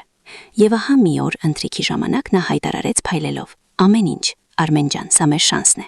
Նույն այդ մեծ մասնավոր ներդրողը համաձայնել է գալ մեր տուն, տեսնել թե ինչպես ենք ապրում, խոսել։ Եթե տպավորենք նրան, նա կներդնի իր 250 միլիոնը եւ վերջապես դուրս կգանք։ Միայն պետք է ամեն ինչ լավ լինի։ Ավելացրեց նետելով ինձ վրա այնպիսի հայացք, կարծեց փրոցի վրա պիծ լինեի։ Նրանց պետք էր գեղեցիկ երեկո, փայլող սպասք, կատարյալ սեղան։ Ճիշտ մարդիկ դրա շուրջ եւ ոչ մի կնճիր, որը կփչացնի տեսքը։ Իսկ ես հասկացա, որ այդ երեկոն իրենց համար իսկական օղակ կդառնա։ Ոչ թե ես, այլ նրանք իրենք էին այն տարիներ շարունակ ձգում։ Օրը նշանակեցին ուրբաթ։ Աննան արդեն երկու շաբթիից սկսել էր կառուցել սպասքի պլանը, մենյուն եւ իր հագուստը։ Արմենը կրկնում էր ելույթները, հաշվում թվերը, կազմում էր ներկայացումը, իսկ ես լուր կանգնած էի իմ դրան մոտ եւ լսում էի։ Նրանք կարծում էին, թե պատրաստվում են ընթրիք, որը կփրկի իրենց ընկերությունը, իսկ ես գիտեի, այդ ընթրիքի հետ մեկտեղ կսկսվի մեկ այլ պատմություն, որտեղ խոհանոցի կողքին գտնվող սենյակի ծերուհին հանկարծ կզբաղեցնի սեղանի գլխավոր տեղը։ Ուրբաթը ձգվում էր ինչպես լարված ջրջրացող լար։ Ամեն ինչ թվում էր գլանային ամսագրի համար պատրաստված նկար, բայց զգացողությամբ մաքուր մարտադաշտ։ Աննան վերկացավ առավոտյան ժամը 6-ին եւ դռնից սկսեց հրամայել, որ սպասքը փայլի այնպես, որ ես իմ ատամները տեսնեմ դրա մեջ։ Գոռում էր Լուսինեի վրա։ Պատարագները ոչ թե այս էժանները, այլ այն կոմպլեկտից, այն, որ Կլարայի սնդուկում էր պարկած։ Դա իմ հավատարիմ սպասքն էր իդեպ, բայց հիմա այն նրա սնդուկից էր։ Լուսինեն վազում էր ինչպես սկյուռ, փայլեցնում էր արծաթը, քսում էր բյուրեղը։ Այդ ամենը ժամանակին գնել էի ես, յուրաքանչյուր խմբականակից կտրելով, իսկ հիմա այն ծառայում էր որպես դեկորացիա օտար ներկայացման համար։ Արմենն ամբողջ օրը քայլում էր բնակարանով ինչպես վանդակի մեջ վագր, մեկ պատուհանին էր մոտենում, մեկ սեղանին, մեկ համակարգչին, կապում էր փողկապը, ափերը քրտնում էին։ Վերջին ամիսներին ընկերության պարտքերը այնքան էին աճել, որ ես, տեխնոլոգիաներից հեռու մարդ, հասկանում էի եւս մեկ սխալ եւ վերջ։ Այդ 270 միլիոնը, որի մասին խոսում էին խոհանոցում շշնջալով, նրա համար օդ էր խեղդվողի համար։ Միակ փրկարարողակը այդ մասնավոր ներդրողը, լեգենդար, ինչպես նրանք նկարագրում էին, մարդ, ով առանց ողորմության կտրում է ցանկացած հում գաղափար, եթե չի տեսնում դրա մեջ իմաստ։ Ժամը 7-ին արդեն միջանցքը խիտ հոտում էր տավարի մսով, ռոզմարինով եւ գինու սոուսով։ Ես միսը հասցրի պահանջվող կեղևի, ստուգեցի պանիրով բյուրեն, աղցանը, կրկին սրբեցի խոհանոցի սեղանները, հանեցի գոգնոցը եւ վերադարձա իմ սենյակ շունչ քաշելու։ 10 րոպե հետո իմ դուռը հանկարծ բացվեց։ Աննան ինչպես միշտ նույնիսկ չմտածեց թակել։ Նրա վրա այդ շամպայնի գույնի մետաքսես կեսն էր, անթերի նստած, մակիաժը կատարյալ, սանրվածքը ինչպես նկարից, միայն աչքերը, նեղ ճեղքեր, ամբողջ դեմքը լարված էր։ Նա մեջքով սեղմեց դուռը, որպեսի Արմենը չլսի եւ շշնջաց. «Լսեք ուշադիր, Կլարա»։ Ես նստած էի իմ կոշտ մահճակալին։ Սև տետրը ինչպես միշտ թաքնված էր բարձի տակ։ Ես հանգիստ մեեցի նրան, որ նույնիսկ մի վայրկյան դեմքը խեղվեց, նման արձագանքի չէր սպասում։ Այսօր գալու մարդը շատ լուրջ անձնավորությունն է, շարունակեց Աննան։ Նա չի հանդուրժում տեսարաններ, չի սիրում արցունքներ, կոռոցներ եւ ծերություն։ Չի հանդուրժում դեղերի հոտը, բողոքները, հիվանդությունները։ Հասկանում եք։ Ես հիվանդ չեմ, Աննա, հանգիստ ասացի, պարզապես տարիքն է։ Ձեզ համար դուք այս բնակարանի ուռուցքն եք, կտրուկ ասաց նա։ Արմենին եւ այդպես դժվար է, ընկերությունը եզրին է։ Եթե թեկուզ մատը դուրս հանեք այս անկյունից, եթե դուռը ճրջրակ, եթե հյուրը ձեզ տեսնի միջանցքում, երդվում եմ վաղը առավոտյան կարթնանաք ոչ թե այստեղ, այլ պետական ծերանոցում, Արաբգիրի կողմերում։ Եվ ոչ մի այցելություններ, հասկացաք։ Հարվածը ճիշտ էր, բայց արյուն չկար։ Ես այլևս այն կինը չէի, ում կարելի է հողը ոտքերից խլել մեկ բառով։ Հասկացա, Աննա, հավասարաչափ պատասխանեցի։ Նա ժպտաց, փոքրիկ, հաղթական։ Շատ լավ, Լուսինեն ձեզ ափսե կբերի այստեղ։ Խնդրում եմ այսօր եղեք անտեսանելի։ Սա բոլորի շահերին է համապատասխանում։ Նա թողեց իր հետևում թանկարժեք օծանելիքի հետք եւ ինչ որ ներքին փտացության հոտ, որը քիթը կտրում էր ավելի վատ, քան ամոնիակը, եւ հեռացավ։ Ես սպասեցի մինչեւ նրա կրունկների ձայնը միջանցքում մարի, հետո դանդաղ վեր կացա։ Մոտեցա պատին իմ հին հայելուն, բացեցի պահարանը, հանեցի կախիչից, նույն այդ թավշա պիջակը, կարմիր գինու գույնով։ Նույնը, որով ժամանակին նստում էի խորհրդակցություններում, ստորագրում պայմանագրեր, որոնց շնորհիվ այս ընտանիքը տարիներ շարունակ ապրել էր։ Պիջակ, որը նրանք վերածել էին անցյալի խորհրդանիշի, որից ամաչում են։ Ես ափս անցկացրի փափուկ գործվածքի վրայով, հագա այն իմ պարզ բաճկոնի վրա։ Մազերս հավաքեցի ոչ թե ամուր հանգույցով ինչպես սովորաբար, այլ արձակեցի, թեթևակի հարթեցրի ափերով։ Շուրթերից դրեցի բարակ շերտ իմ հին շրթներկից, միակը, որ մնացել էր։ Նրանք վստահ էին, որ այս հարուստ ներդրողը, աշխարհի մարդը, կծրվի միայն կարի անցյալից եկած ձեր կնոջ տեսքից։ Աննան վստահ էր, որ ես նրանց թույլ տեխնեմ, որ պետք է հեռու թաքցնել։ Վատ բախտավորներ։ Նրանք ուսումնասիրել էին աղյուսակները եւ ներկայացումները, անգիր սովորել թվերը եւ գրաֆիկները, բայց մոռացել էին սովորել կյանքը եւ մոռացել էին պարզ փաստը։ Աշխարհը փոքր է։ Դրան զանգը հնչեց։ Ձայնը ծակեց բնակարանը ինչպես մարտի սկիզբը հայտարարող կոնք։ Սկզբում լսեցի Աննայի քաղցր գերհագեցած ձայնը։ Բարի երեկո, մտեք, մեզ համար մեծ պատիվ է, որ անձամբ եք եկել։ Հետո Արմենի տողացող ձայնը։ Շատ ուրախ ենք տեսնել, շնորհակալություն, որ ժամանակ կտաք։ Իսկ հետո նրա ձայնը, ցածր, հանգիստ, վստահ, մարդու ձայնով սովոր է, որ իրեն լսեն։ Եվ այդ ձայնում կար ինչ-որ բան այնքան ծանոթ, որ շունչս կտրվեց։ Ես ճանաչում էի այն։ Սիրտս ավելի արագ բաբախեց, ոչ վախից, այլ տարօրինակ, գրեթե քաղցր հուզմունքից։ Ժամանակը կարծես խողովակի մեջ փաթաթվեց։ Ես զգուշորեն ուղեցի պիջակս, խոր շունչ քաշեցի եւ դուրս եկա միջանցք։ Հասա ապակե դրանը, որը բաժանում էր խոհանոցն ու ծառայողական գոտին ճաշասենյակից։ Դրեցի ափս սառը բռնակի վրա։ Նրանք ուզում էին անմոռանալի երեկո կազմակերպել։ Ինչ ասես, անմոռանալի էլ դարձավ։ Ես պտտեցի բռնակը։ Դուռը բացվեց ոչ շատ բարձրաձայն, բայց այդ փայլեցրած, մինչև ծայրը լարված սենյակում ձայնը թված կայծակ։ Ճաշասենյակում աշխատում էր կոնդիցիոները, օդը զով էր, գրեթե ցուրտ։ Բայց հենց որ ոտքս դրի փափուկ պարսկական գորգի վրա, զգացի, որ բոլոր հայացքերը միանգամից ընկան իմ վրա։ Պատկերը գրեթե ծիծաղելի էր։ Արմենը կանգնած էր գինու բաժակով, որը սառեց բերանի ճանապարհին։ Տեսնում էր, որ հենց նոր էր փորձում ասել անգիր սովորած կենացը նոր հորիզոնների մասին, բայց բառերը խճվվեցին։ Աննան, ով կանգնած էր մաչքով դեպի ինձ, դանդաղ շրջվեց դրան ճռճռոցից։ Երբ տեսավ ինձ, թավշյա պիճակով, բարձրացրած գլխով, նրա դեմքը վայրկյանում փոխեց արտահայտությունը։ Ձգված շպիթը լուծվեց, այտերը կարմրեցին, աչքերը նեղացան։ Պարանոցի երակը ուռեց։ Նա վեր թռավ, գցեց հատակին սպիտակեղենե անձեռոցիկը։ Սա հիմա ինչ էր, ասաց ատամների միջով քայլ անելով դեպի ինձ, ինչպես գազանը, որ փորձում է զոհին հետ վերադարձնել վանդակը։ Ես ասել եմ ձեզ մնալ սենյակում։ Հետո կտրուկ շրջվեց դեպի հյուրը, մեկ շարժումով դեմքին կպցնելով նախկին ժպիտը։ Ախ, ներողություն, դոկտոր Ռոբերտ, ծլվլացրեց նա։ Սա Արմենի մայրն է, ինչպես ասել էի, տարիքն իրեն ցույց է տալիս։ Գլուխը դավաճանում է, երբեմն փախչում է իր սենյակից։ Շատ ծանր, թխուր իրավիճակ է, ձերական դեմենցիա։ Արմենը շտապ հաստատեց. Այո, դոկտոր, մաման երբեմն չի հասկանում, թե որտեղ է։ Հիմա կտանենք նրան։ Ներեցեք, խնդրում եմ։ Աննան բռնեց իմ ձեռքից այնպես, որ եղունգները թավշի միջով մաշկիս հասան։ Գնացեք, Կլարա, անմիջապես, շշնջաց նա։ Դուք բոլորին խանգարում եք։ Ես տեղից չշարժվեցի, բայց ինձ բառ ասելու կարիք էլ չեղավ։ Այդ տեսարանի մեջ հնչեց կտրուկ ձայն։ Աթորի ճռճռոցը փայտ է հատակին։ Մեկը այնպես կտրուկ վեր կացավ, որ աթորի ոտքերը գրեթե փայտը պոկեցին։ Ռոբերտը չէր նայում ոչ Աննայի զգեստի դեկոլտեին, ոչ էլ Արմենի ձեռքի թանկարժեք ժամացույցին։ Նա կանգնած էր եւ նայում էր ինձ։ Դեմքը գունատ, աչքերը լայն բացված, կարծես ուրվական տեսած լիներ։ Թողեք նրան։ Նրա ձայնը հնչեց բարձր, ամուր։ Դա խնդրանք չէր, հրաման էր։ Աննան դողաց եւ ձեռքը հետ քաշեց, ինչպես տակարդուկից։ Բայց դուք չեք հասկանում, մրմնջաց նա։ Նա, ես շատ լավ եմ հասկանում, թե ով է նա, ընդհատեց նա, առանց նույնիսկ նայելու։ Նա շրջանցեց լայն սեղանը, քայլերը արագ, վստահ, կանգ առավ ուղղակի իմ առջև։ Մարդը, որից կախված էր Արմենի ընկերության ճակատագիրը, կանգնած էր եւ թեթևակի դողում էր։ Նայեց ինձ աչքերիս մեջ, հետո Արմենին ու Աննայի լիակատար շոկի մեջ, վերցրեց իմ չոր ձեռքը իր ձեռքերի մեջ եւ զգուշորեն, հարգանքով, որից ես այլևս ոչ ոքից չէի սպասում, համբուրեց. Կլարա։ Նրա ձայնը նկատելիորեն դողաց։ Աստված իմ, իսկապես դուք եք։ Ես ժպտացի զգալով, թե ինչպես աչքերիս տակ արդյունք է մոտենում։ Ոչ վշտից, այլ թեթևացումից։ Բարև Ռոբերտ, պատասխանեցի։ Շատ վաղուց չենք տեսել։ Սկսած այն ժամանակից, երբ դու նիհար տղան իմ պահեստում կտորի գլաններ էիր տանում։ Սենյակում այնպիսի լռություն տիրեց, որ թվում էր լսվում էր, թե ինչպես է սառույցը հալվում շամպայնի դույլում։ Արմենը գցեց բաժակը։ Ապակին ճակ տվեց հատակին։ Կարմիր գինին թափվեց Աննայի բեժ գորգի վրա, ինչպես արյուն։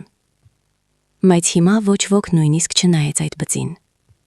Ռոբերտը դեռ պահում էր իմ ձեռքը, իսկ Արմենի մոտ կարծես լեզուն ընդհանրապես կորցրել էր։ Աննան առաջինը ուշքի եկավ, փորձեց նորից դնել տանտիրուհու դեմքը։ Ինչպիսի հուզիչ հանդիպում, ասաց գերհագեցած ձայնով։ Աշխարհը փոքր է, չէ՞։ Բայց Ռոբերտը բարձրացրեց ձեռքը, նշան տալով, որ լռի։ Հետո շրջվեց դեպի Արմենը։ Նրա հայացքը այնպիսին էր, որ ես ինքս ուզեցի հետ քաշվել, թեև ուղված չէր ինձ։ Հետաքրքիր է, Արմեն, դանդաղ ասաց նա։ Սա է այն մայրը, որի մասին դու պատմում էիր ինձ, ասելով, որ արդեն ոչինչ չի հասկանում, մոռացել է իր անունը եւ միայն խանգարում է ձեզ աշխատել։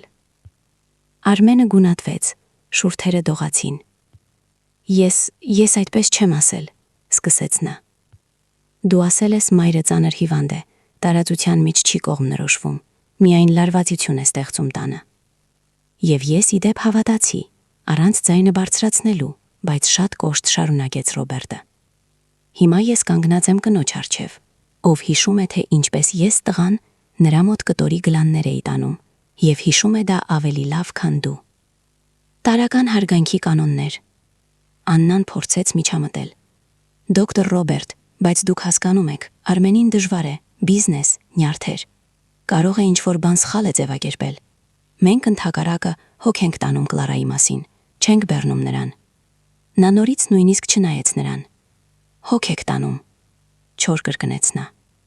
Այդպես է կոչվում, մորը փակել խոհանոցի կողքին սենյակում եւ ներկայացնել որպես խելագար մարդու առջև, ում վրա հույս եք դնում։ Նա շրջվեց դեպի ինձ, եւ նրա աչքերում այլևս ոչ միայն զայրույթ կար, այլև իսկական մարդկային մասնակցություն։ Կլարա, ավելի մեղմ ասաց նա։ Դուք ինչ եք անում այդ սենյակում, սև մուտքի մոտ։ Ինչու ոչ նորմալ ննջասենյակում։ Ես դանդաղ շունչ քաշեցի։ Սա այն պահն էր, երբ կարող էի սկսել լաց լինել, մեղադրել, գոռալ։ Բայց ես հոգնել էի լաց լինելուց։ Ես ընտրեցի մյուս ճանապարհը։ Օհ, Ռոբերտ, հանգիստ պատասխանեցի։ Պատմությունը երկար է, բայց քանի որ դուք այստեղ եք, կարծում եմ ժամանակն է, որ բոլորը լսեն այն, եւ միաժամանակ խոսենք գործերի մասին, իսկական գործերի, ոչ միայն թվերի։ Ես շրջանցեցի սեղանը եւ մոտեցա ծայրին, որտեղ սովորաբար նստում էր Արմենը։ Հանեցի նրա աթոռը եւ նստեցի այնտեղ։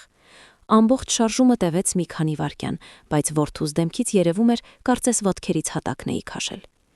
Աննան ցատկեց Արմենի տեղը։ Իմ տեղն է, շշնջաց նա բարկացած։ Այսօր իմն է, ասացի ես, եւ այլևս ոչ ոք չհակառակվեց։ Ռոբերտը նստեց իմ աջ կողմում, Արմենը ձախ, գլուխը իջեցրած։ Աննան մնաց մի քիչ հեռու, չհամարձակվելով իր աթոռը զբաղացնել, կարծես վախենում էր, որ հատակը կփլվի նրա տակ։ Նա առաջինը խոսեց, փորձելով վերադարձնել վերահսկողությունը։ Դոկտոր, խնդրում եմ ուշադրություն մի դարձրեք։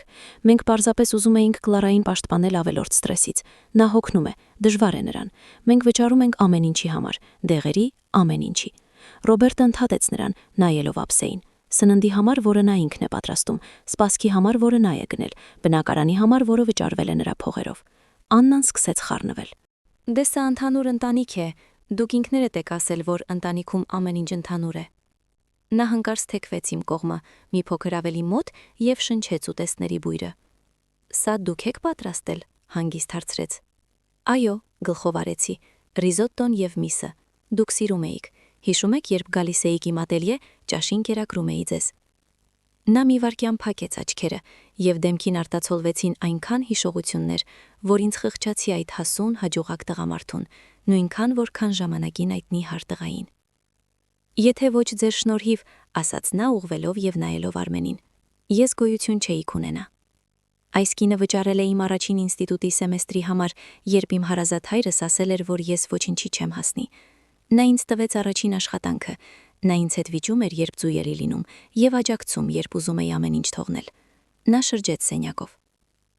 Եվ դուք համարձակություն ունեք նրան թաքցնել ինչպես բիծ։ Արմենը շարժվեց աթոռի վրա, փորձեց խոսել։ Ես, Ռոբերտ, հասկացեք, մենք դժվար իրավիճակում ենք, վարկեր, մրցակցություն։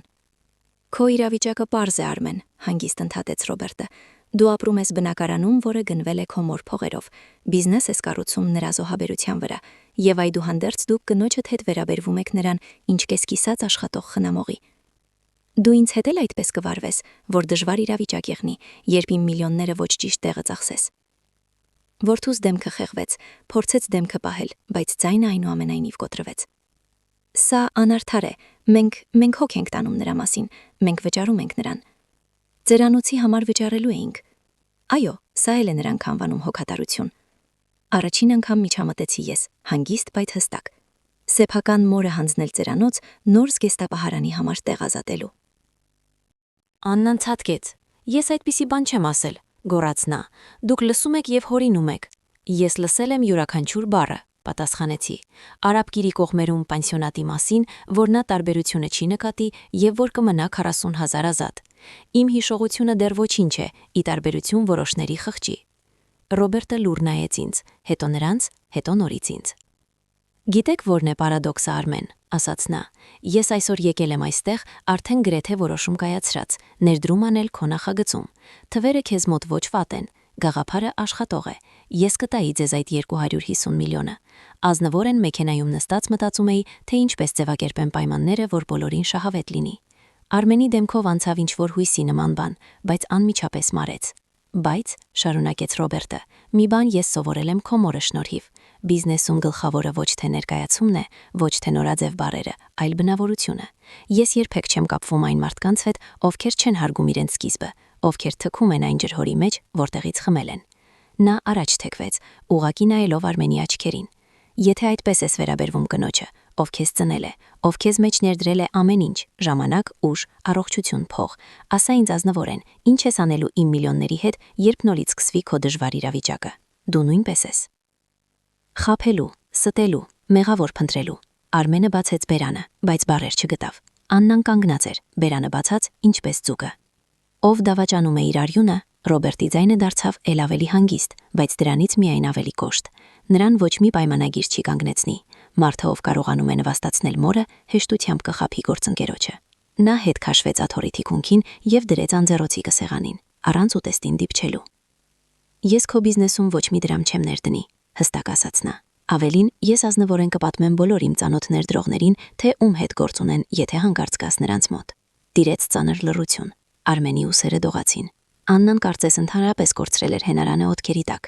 Ես նայում էի նրանց, իրենց կատարյալ ծածկված սեղանին, կոտրված բաժակին, գինու բծին իրենց սիրելի գորգի վրա, եւ զգում էի, թե ինչպես իմ մեջ բարձրանում է ոչ թե չարախնդություն, այլ ինչ-որ հանգիստ, սառը զգացում, արդարությունը դանդաղ շրջվում է դեպի նրանց։ Բայց ինձ համար սա միայն առաջին գործողությունն էր։ Նրանք կարծում էին, որ ամենավատը կորցրած փողերն ու փչացած հեղինակությունն է, իսկ ես գիտեի, որ ամենագլխավոր հարվածը դեռ չի հասցվել։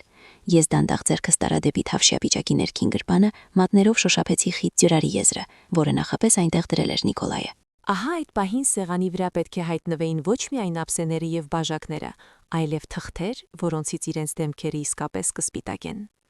Ես եւս մի վայրկյան սպասեցի։ Հետո ձեռքս տարա պիջակի ներքին գրպանը։ Մատները շոշափեցին խիտ թղթի ծրարը։ Հանեցի այն եւ դրեցի ուղակի սեղանին, կոտրված բաժակի բեկուրների եւ գինու կաթիլների վրա։ Ընթրիքը կարծես ավարտված է, հանգիստ ասացի,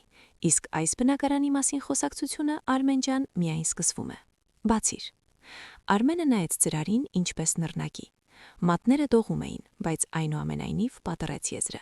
Հանեց մի քանի թերթ, արագ անցավ աչքերով, եւ ես տեսա, թե ինչպես արյունը քաշվեց նրա դեմքից։ Սա ինչ է, խրպոտ հարցրեց։ Աննան չդիմացավ, խլեց թղթերը նրա ձեռքից, սկսեց բարձրաձայն կարդալ, կակազելով։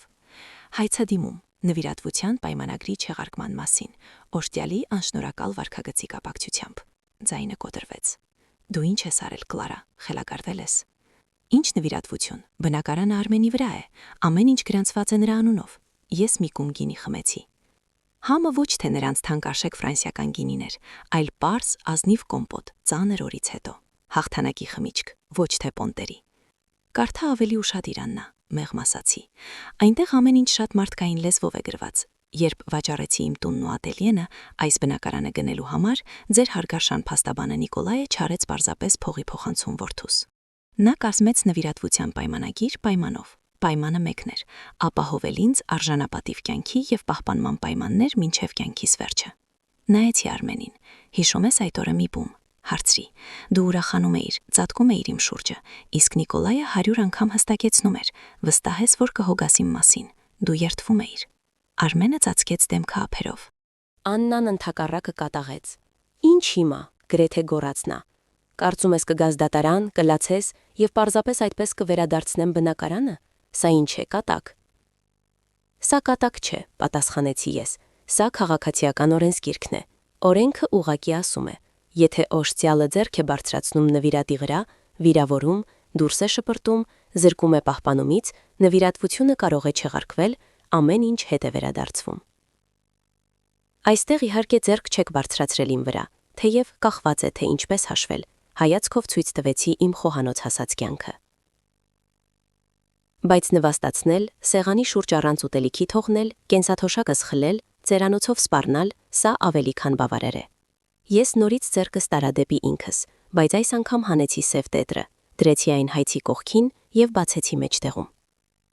Աննան անմիջապես ցատկեց. «Սա ինչ ցիրք է»։ Ռոբերտը վեր կացավ այնպես կտրուկ, որ աթոռը հետ գնաց։ «Նստեք չոր», ասաց նա, «և մի դիպեք»։ Աննան նորից իջավ տեղը։ Ես մատով անցա տողի վրայով։ Ահա օրինակ, բարձրաձայն կարդացի։ Մարտի 14-ը։ Այսօր ասացին, այսօր դու ընթրիքի չես նստի, հյուր կա։ Առանց ուտելիքի թողեցին մինչև գիշեր։ Ափսեն ուզում էին բերել սենյակ, ես հրաժարվեցի։ Նույն օրը իմ քարտից գնաց 25,000 դրամ, նշանակումը գեղեցկության սրահ։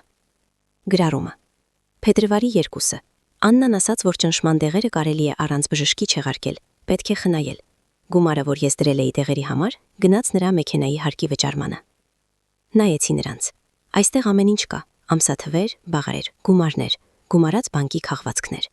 Ամեն անգամ, երբ մոռանում էիք հարցնել ինձ, կարելի է դիպչել իմ կենսաթոշակին։ Աննա սպիտակեց։ Մենք չենք գողացել, կակազելով փորձեց արտարանալ նա։ Սա ամեն ինչ ընտանիքում է, մենք ձեզ ենք պահում, դուք մեզ մոտ եք ապրում։ Ինչ տարբերություն, թե որ քարտից ինչ է վճարվում։ Հսկայական, միջամտեց Ռոբերտը։ Կա առանձին հոդված տարեց մարդու փողերի յուրացման համար, եթե չգիտեիք։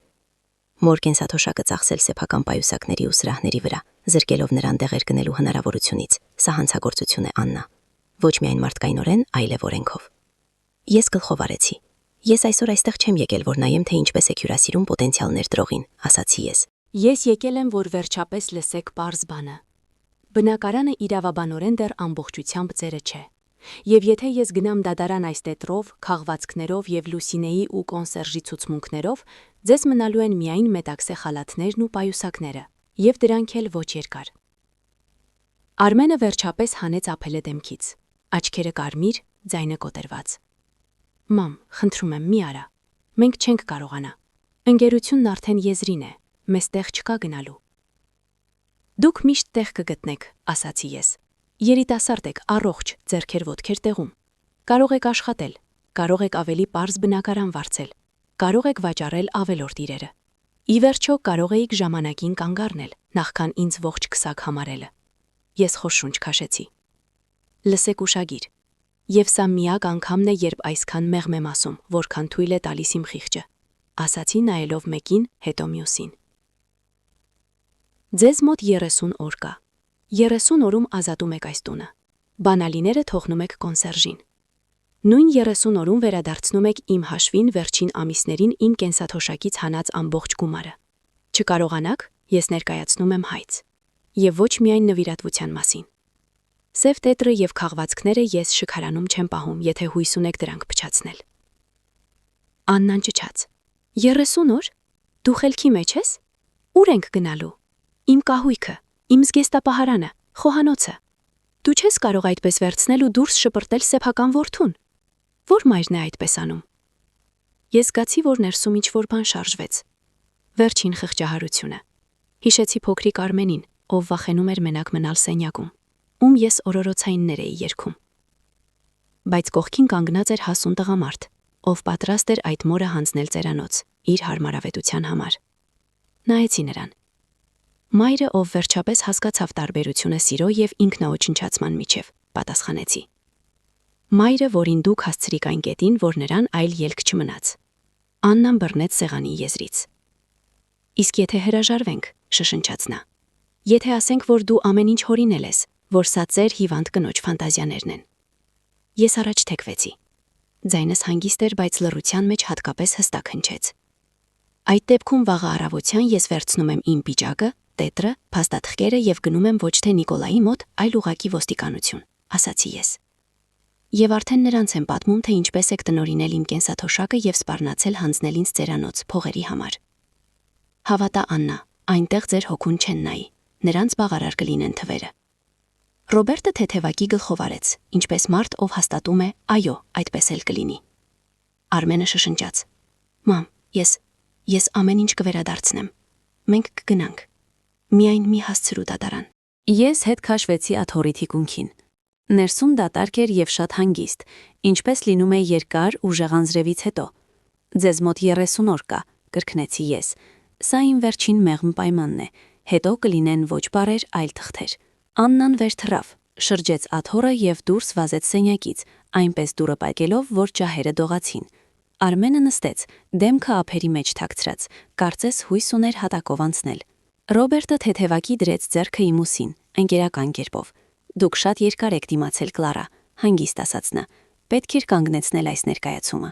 բայց ներկայացումը դեռ չէր ավարտվել։ Ամենաձայնեղ տեսարանները սպասում էին առջևում, դատարկ բնակարանում, տուփերի ու պոկված քիվերի մեջ, որտեղ յուրաքանչյուր իր ավելի բարձր կխոսի, քան ցանկացած բառ, այն մասին, թե ով իսկապես ում կորցրեց։ 30 օրերը ինձ համար թռան ինչպես մեկ շաբաթ, իսկ նրանց համար կարծում եմ ձգվեցին հավերժության պես։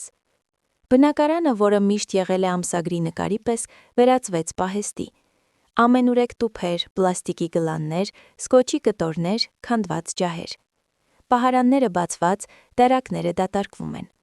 Սենյակներում հնչում է ոտնաձայների արձագանքը, որտեղ դեռ վերջերս կանգնած էր թանկարժեք կահույքը։ Ես գրեթե չէի միջամտում։ Ապրում եմ իմ կյանքով, պատրաստում եմ ինձ համար պարզ ուտելիք, լվանում եմ իմ սպիտակեղենը, երեկոներն անցկացնում եմ պաչկամբում թեյով։ Նայում եմ, թե ինչպես են նրանք վազում գլիելթրների, գնորդների, տրանսպորտային ընկերությունների միջև։ Լսում եմ վեճերի կտորներ, շշնջոցներ, դռների խփոցներ։ Իրականում ամեն ինչ պայթեց տեղափոխության օրը։ Բեռնատարը ոչ թե այն էր, որով ժամանակին տեղափոխել էին դիզայներական կահույքը, այլ սովորական մեքենա, որ վարձում են բակում։ Տղամարդիկ կեղտոտ պաճկոններով, պարզ տուփեր, ոչ մի պրեմիում տեղափոխության սերվիս։ Ես կանգնած էի պաճկամբում եւ նայում էի, թե ինչպես են մուտքից դուրս բերում նրանց իրերը։ Սկզբում պայուսակները, հետո տուփերը, հետո ինչ-որ ապակել ուսատուներ, որոնք Աննան այդքան ընտրել էր կատալոգներից։ Բնակարանը դատարկվում էր։ Մերկ պատեր, նկարների հետքեր, առաստաղում կախված էին լարերը քանդված ջահերից։ Նրանց վերջին տեսարանը տեղի ունեցավ մուտքի հոլում, ես լսում էի յուրաքանչյուր բառը։ Դռները գրեթե չէին փակվում։ Ես չեմ գնա այդ արկղը, ճչում էր Աննան այնպես, որ հավանաբար լսում էին բոլոր հարևանները, որոնց նա նախկինում այդքան հմտորեն հմայում էր։ 40 քառակուսի մետր, արվարձանում, դու խելքի մեջ ես, ես ինչ համար եմ ամուսնացել։ Սա այն է, ինչ մենք կարող ենք թույլ տալ մեզ, խրպոտ պատասխանեց Արմենը։ Ավելի լավ է 40 քառակուսի մետր եւ մաքուր խիղճ, քան օտար լյուքսը մամայի հաշվին։ Օй մի պատմիր խղճի մասին, ուշ ես թափվել, չար ծիծաղեց նա։ Ես չեմ պատրաստվում վճարել քո ձախողման համար, ես գնում եմ մամայիս մոտ։ Այնտեղ գոնե ստիպված չեմ լինի ապրել ինչպես ուսանողներ։ Ինչ որ բան խփեց, կամ տուփը, կամ նրա կրունկը պատին։ Իմ պայուսակները զգուշորեն տարեք, այնտեղ բրենդային զգեստներ են, գոռաց նա բեռնագիրներին։ Արմեն, քեզնից տաքսի մինչև մամայիս, հետո եղավ կարճ ծանր լռություն։ Դու գնում ես, հանգիստ հարցրեց նա։ Իսկ դու ինչ էիր կարծում, սառը պատասխանեց նա։ Ես չեմ ստորագրել ապրել Խրուշչովկայում առանց աղախնու, ես ամուսնացել եմ հեռանկարի հետ, ոչ թե կրեդիտներով տղամարդու։ Արմեն, հաջողություն։ Ես դուրս նայեցի վարագույրի հետևից, տեսա թե ինչպես է նա, առանց հետ նայելու մտնում վերելակը երկու թանկարժեք ճամփրուկներով։ Ոչ գրկախառնություն, ոչ արցունքներ, ոչ ներողություն։ Դռները փակվեցին եւ վերջ։ Արմենը մնաց հոլում մենակ, մի ծալված տուփ ձեռքին։ Մի քանի րոպե հետո նա բարձրացավ, մտավ բնակարան, որը արդեն արձագանքում էր յուրաքանչյուր ոտնաձայնին։ Նրա վրա ջինս էր, հին բաճկոն, չսափրված դեմք։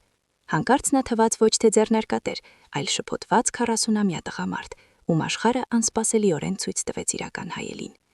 Նա կանգ առավ իմ դիմաց միջանցքում։ Մամ, ասաց նա, ձայնը կոտրվեց։ Ես չթողեցի ավարտել։ Բանալին, Արմեն, հանգիստ երկարեցի ձեռքս։ Պետք է։ Նա դանդաղ հանեց կապոցը, գտավ պահանջվող բանալին, դրեց իմ ափի մեջ։ Ձեռքս սառը էր, խոնավ։ Ներիր ինձ, շշնջաց նա, ամեն ինչի համար։ Ես երկար նայեցի նրան, այն տղային, որին ես գիշերները բարձրացրել եմ։ Ես միշտ սիրել եմ, բայց իմ առջև կանգնած էր արդեն ոչ տղան, այլ հասուն մարդ, ով իր ընտրությունը կատարել էր բազմիցս անընդմեջ։ Ամեն ինչի համար, շատ է ասված, ազնվորեն պատասխանեցի։ Որոշ բաների համար ներում եմ, բայց վստահությունը հավերի փաթեթ չէ, այն նորից չես դուրս գրի։ Այն պետք է վաստակել։ Նախ ինքդ սովորիր ապրել առանց օտարների զոհաբերության, հետո կտեսնենք։ Նա գլխով արեց, նայելով հատակին։ Ուր ես գնալու, հարցրի ես։ Գտել եմ սենյակ վարձով, 2 սենյականոցում, աշխատանքին ավելի մոտ, ասաց նա։ Աշխատանքի եմ անցել տրանսպորտային ընկերությունում, գրասենյակում, թղթեր, ծանրաբեռնվածքներ, հերթափոխեր։ Աշխատավարձը փոքր է, բայց ազնիվ։ Ես ոչինչ չպատասխանեցի, պարզապես գլխով արեցի։ Ես երբեմն կզանգեմ, ավելացրեց նա։ Եթե դու դեմ չես, եթե զանգերը ոչ թե փողի համար լինեն, ասացի ես։ Դեմ չեմ։ Նա հանկարծ շտապ քայլ արեց դեպի ինձ, կարծես ուզում էր գրկել։ Ես թեթևակի բարձրացրի ձեռքս, ոչ թե հետ մխելով, այլ կարծես դադար դնելով։ Գնա, հանգիստ ասեցի։ Մեքենան սպասում է։ Մի հետաձգիր մարդկանց, նրանք էլ աշխատում են։ Նա մի վայրկյան կանգնեց, հետո շրջվեց եւ դուրս գնաց։ Դուրը փակվեց հետևից նրա, առանց խփոցի։ Նրա ոտնաձայներից հետո լռությունը այլ էր, ոչ վիրավորական, այլ ինչ-որ մաքուր։ Այդպես ես մնացի մենակ այս մեծ գրեթե դատարկ բնակարանում։ Ազնվորեն առաջին մի քանի օրերը անսովոր էին, ոչ այն պատճառով, որ ոչ ոք այլևս չի քայլում այստեղ-այնտեղ, այլ լռությունից, այն լռությունից, որից նախկինում վախենում էի։ Ես քայլում էի սենյակներով եւ տեսնում էի պատերին ու հատակին անցյալի հետքերը։ Այստեղ էր Աննայիս գեստապահարանը։ Այստեղ ես ժամանակին քնում էի իմ մեծ ննջասենյակում, ինչ ինձ տեղափոխեցին։ Խոհանոցում դեռ հոտում էր նրանց թանկարժեք սուրճը եւ իմ շոքեխաշած ապուրները։ Եվ ինչ որ պահի հասկացա, եթե մնամ այստեղ, ես կապրեմ վիրավորանքների թանգարանում։ Յուրաքանչյուր անկյուն, յուրաքանչյուր ճակ, յուրաքանչյուր կահույքի հետ կհիշեցնի թե ով որտեղ եւ ինչպես է ինձ նվաստացրել։ Ինձ պետք չէր այդ գեղեցկությունը առանց ջերմության։ Զանգեցի Նիկոլային, մենք դրեցինք բնակարանը վաճառքի։ Շուկան լավ էր եւ տեղը, ազնվորեն ասած, շատ շահավետ։ Գնորդը արագ գտնվեց, երիտասարդ զույգ, 2 երեխա, աչքերը վառվում են, երազում են նոր կյանքի մասին։ Ես նայում էի նրանց եւ մտածում էի, Աստված ձեզ տա ավելի շատ խելք, քան մեզ մոտ էր։ Գործարքը անցավ հանգիստ։ Փողերը, որոնք ժամանակին տվել էի Արմենին, վերադարձան ինձ այլ տեսքով եւ վերևում էլ ավելացավ, գումանած պահեստի խնայողությունները։ Իմ ձեռքում հայտնվեց կապիտալ, որի համար շատերը կվաճառեին հոգին։ Միայն ես որոշեցի չկրկնել հին սխալը։ Այս անգամ ես ներդրումներ եմ անում ոչ թե ուրիշի հավակնություններում, այլ իմ կյանքում։ Ես միշտ երազել եմ լռության մասին, ոչ որպես վիրավորական մեկուսացում, այլ որպես բնություն։ Ոչ թե բետոն պատուհանից դուրս, այլ ծառեր, ոչ թե մայրուղու աղմուկ, այլ քամու ձայն։ Մի քանի ամիս հետո ես արդեն կանգնած էի հին մեծ տան բակում, Կոտայքի մարզում, փայտե, երկհարկանի, թեքված աստիճաններով, հին խնձորենիով եւ խճճված բանջարանոցով։ Պատերը պահանջում էին ներք, տանիքը վերանորոգում։ Շատերին կթվար, թե ես խելագարվել եմ, փոխարինելով Երևանի գեղեցիկ լյուքսը այս կիսագյուղական տանը։ Իսկ ինձ թվաց, թե վերջապես վերադարձել եմ ինքս ինձ։ Տեղացի վարպետների օգնությամբ դանդաղ տունը բերեցի կարգի, ոչ թե եվրոռեմոնտ փայլի տակ, այլ հարմարավետություն։ Տաք հատակներ, պարզ, բայց ամուր մահճակալներ, մաքուր սպիտակեղեն, խոհանոց, որտեղ ամեն ինչ ձեռքի տակ է։ Զգեստապահարանի փոխարեն մի քանի կոկիկ սենյակներ հյուրերի համար, յուրաքանչյուրն իր բնավորությամբ։ Այդպես առաջացավ փոքրիկ հյուրանոց, առանց լուսավոր լողավազանների, առանց ֆոտոների համար սպայի, սովորական տուն հոգով։ Առավոտյան բացում եմ պատուհանները եւ պատուհանից տեսնում եմ ոչ թե հարևան շենքի ճակատը, այլ դաշտ, անտառի կտոր, երկինք։ Օդը հոտում է խոնավ խոտով, փայտով եւ սուրճով, որը ես եփում եմ նախաճաշին։ Հյուրերը տարբեր են։ Մեկը գալիս է քաղաքային եռուզեղից փախչելու, մեկը ամուսնալուծությունից հետո վերքերը լցնելու, մեկը պարզապես հանգստանալու։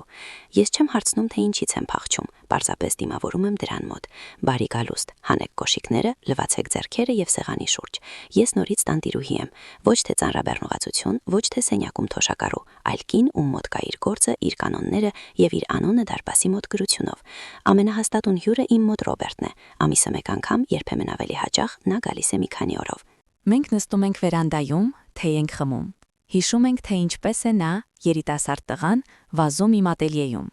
Ինչպես ես հաշվեգրում էի նրան անճիշտ գրառումների համար, ինչպես էր առաջին սեմեստրը հանձնում։ Նա ասում է. «Ձեր շնորհիվ Կլարա, ես այդպես էլ կաշխատեի պահեստում, առավելագույնը բրիգադիր կդառնայի։ Դուք ինձ հանեցիք վերև»։ Ես ծիծաղում եմ. «Դե հերիք է, ինքդ ես բարձրացել։ Ես պարզապես ժամանակին ուսս եմ դրել»։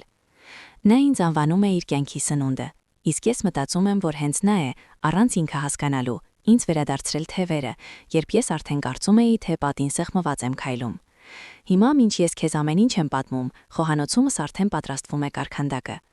Հյուրերը հենց հիմա կիջնեն նախաճաշի։ Մեկը կասի իր սովորականը. «Բարի առավոտ, Կլարա»։ Եվ նրա ձայնում կլինի այն հարգանքը, որից տարիներ շարունակ զրկված էի սեփական բնակարանում։ Նախքան դուրս գալը միշտ մոտենում եմ միջանցքի հայելուն։ Հագնում եմ իմ թավշա պիջակը, նույնը, որով ժամանակին կանգնած էի որդուս ու նրա կնոջ առջև, երբ նրանք փորձում էին ինձ վերածել հին հիմար կնոջ։ Այն ժամանակ այն զրահ էր, հիմա պարզապես իմ սովորական հագուստի մաս։ Չի սեղմում, չի ճնշում, պաշտպանության կարիք չունի, պետք է ինձ համար։ Ես այլևս ոչ Արմենի մայրն եմ, ով ապրում է վստահությամբ, Ես Կլարա եմ, հյուրանոցի տիրուհի, կին, ով ապրել է ծանր կյանք, բայց չի թողել, որ ուրիշները իր վրա խաչ դնեն։ Ես հասկացել եմ մեկ պարզ բան. կարող ես կորցնել ամեն ինչ՝ տանիք, փող, կահույք, հեղինակություն ուրիշների աչքերում։ Միայն մեկ բան չես կարող կորցնել՝ իրավունքը որոշելու, թե ինչպես են քեզ հետ վերաբերվելու։ Եթե այդ բանալին տվել ես ուրիշին, հետո շատ դժվար է այն հետ վերցնելը։ Եթե հիմա քո սեփական տանը քեզ անկյուն են մղում, եթե քեզ վերաբերվում են ինչպես կահույքի, որից ամաչում են ցույց տալ հյուրերին, հիշիր իմ պատմությունը։ Երբեմն արդարությունը չի գալիս բարձրաձայն դատարանի տեսքով։ Երբեմն այն գալիս է փոքրիկ տան տեսքով գյուղում, ազնիվ աշխատանքով եւ գիշերային քնով առանց արցունքների։ Ահա այսպիսին է ճշմարտությունը։ Ոչ հեքիաթ, ոչ սերիալ։